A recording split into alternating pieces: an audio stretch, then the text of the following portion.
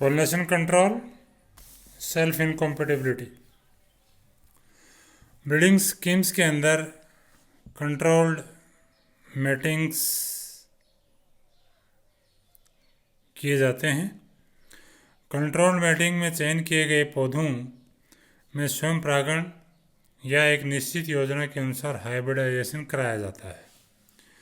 For example, pure line और inbred के isolation के लिए लगातार स्वयं परागण कराया जाता है, ऐसे पौधों में भी जिनमें स्वयं परागण संभव नहीं होता है।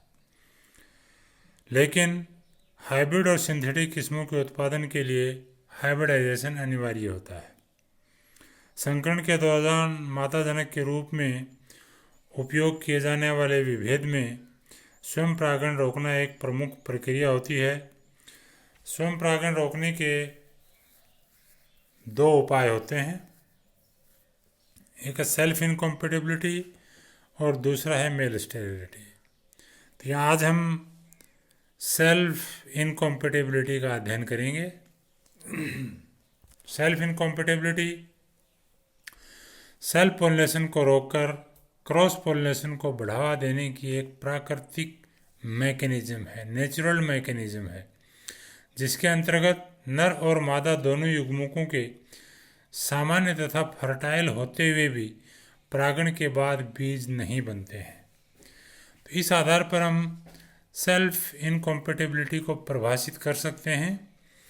नर और मादा युग्मकों के फर्टाइल होते हुए भी जब परागण के बाद परागनाल की धीमी वृद्धि के कारण वह वर्तिका की पूरी लंबाई को पार करके निषेचन करने में असफल हो और परिणाम स्वरूप बीज न बने, तो ये जो दशा होती है वो इनकॉम्पेटिबिलिटी कहलाती है। इनकॉम्पेटिबिलिटी है वो दो प्रकार की होती है, एक सेल्फ इनकॉम्पेटिबिलिटी होती है, एक क्रॉस इनकॉम्पेटिबिलिटी होती है। सेल्फ इनकॉम्पेटिबिलिटी में एक पुष्प के परागकण जब उसी पौधे के अन्य पुष्प एवं उसी प्रभेद के अन्य पौधों के पुष्पों में निषेचन करने में असमर्थ होते हैं, जबकि ये अन्य विभेदों के पुष्पों का निषेचन करने में समर्थ होते हैं। अनिषेच्य संयोग में वर्तिकाग्र पर परागकण अंकुरित नहीं होते हैं। सेकंड, परागकण अंकुरित तो होते हैं पर परागनलिका वर्तिकाग्र में प्रवेश नहीं कर पाती है। थर्ड वन, परागनलिका वर्तिकाग्र में प्रविष्ट तो होती है पर उसकी वृद्धि बहुत धीमी होती है, जिससे निषेचन नहीं हो पाता। नेक्स्ट, निषेचन होने पर भी भ्रूण अत्यंत तरुण अवस्था में डीजेनरेट हो जाता है या मर जाता है। अब सेल्फ इनकॉम्पेटिबिलिटी दो प्रकार की होती है, एक है स्पोरोफाइटिक सेल्फ इनकॉम्पेटिबिलिटी और दूसरी है gametophytic self incompatibility. Sporophytic self incompatibility भी मुख्य रूप से समरूपी होमोमॉर्फिक सेल्फ इनकॉम्पेटिबिलिटी और heteromorphic self incompatibility. Homomorphic self incompatibility फिर दो प्रकार की होती है, एक स्पोरोफाइटिक और दूसरी है गैमेटोफाइटिक। इन दोनों ही पद्धतियों में सेल्फ इनकॉम्पेटिबिलिटी जो है सामान्यतः एक जीन एस के द्वारा नियंत्रित होती है। कुछ स्पीशीज में 2 या 3 जीन भी ज्ञात हैं।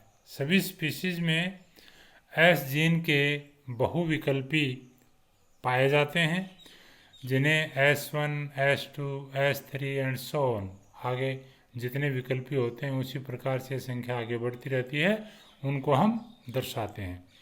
कुछ स्पीशीज जैसे गोभी है तो इसमें एस जीन के 30 तक भी विकल्पी ज्ञात हैं।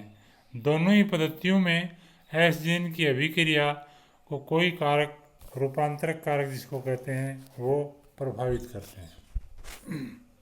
अब होमोमॉर्फिक सेल्फ इनकॉम्पेटिबिलिटी, इस पद्धति में विभिन्न स्वनिश्चितता वर्गों के पौधों की पुष्प आकार की एक समान होती है। वे सभी पौधे जिनमें आपस में संकरण करने पर स्वनिश्चितता के कारण बिल्कुल भी बीज नहीं बनते हैं और एक सेल्फ इनकॉम्पेटिबिलिटी ग्रुप में रखे जाते हैं। यह पद्धति हेटेरोमॉर्फिक सिस्टम की तुलना में बहुत अधिक व्यापक रूप से पाई जाती है। इस पद्धति में स्वनिश्चितता का निर्धारण दो प्रकार से होता है, एक गैमेटोफाइटिक सेल्फ इनकॉम्पेटिबिलिटी है और एक स्पोरोफाइटिक सेल्फ इनकॉम्पेटिबिलिटी है। स्पोरोफाइटिक सेल्फ इनकॉम्पेटिबिलिटी, इस पद्धति में परागकण की जो इनकॉम्पेटिबल रिएक्शन है वो उस पौधे जिस पर वे उत्पन्न होते हैं कि जीनोटाइप के द्वारा निर्धारित होती है, न कि पोलन ग्रेन्स के अपने जीनोटाइप के द्वारा। सामान्यतः एस जीन के जो विकल्पी होते हैं वो प्रभाविता प्रदर्शित करते हैं।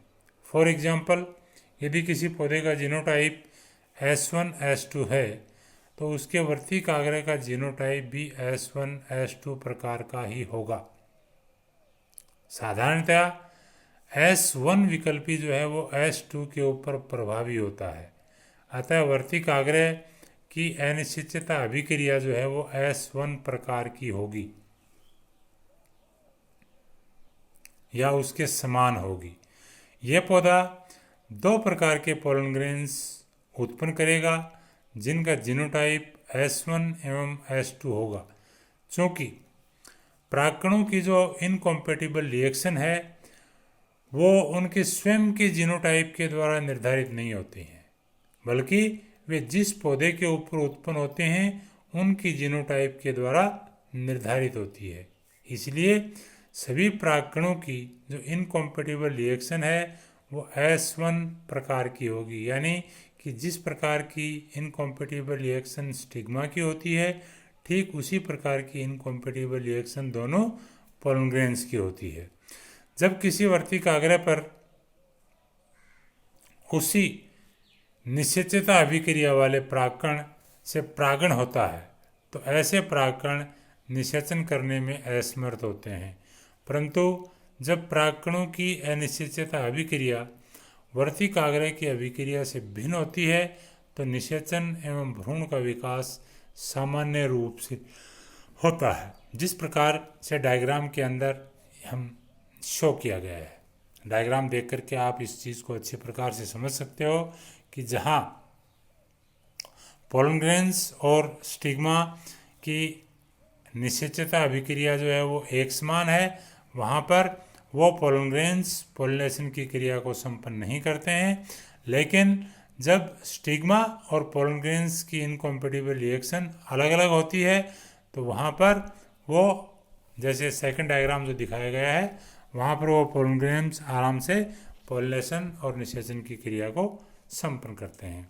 स्पोरोफाइटिक सेल्फ इनकॉम्पेटिबिलिटी की रिपोर्ट सबसे पहले ह्यूज एंड बेबकॉक ने क्रेपिस में 1950 में दी थी। यह पद्धति मूड़ी एवं द्विगुणित ब्रेसिका स्पीशीज आदि में भी पाई जाती है।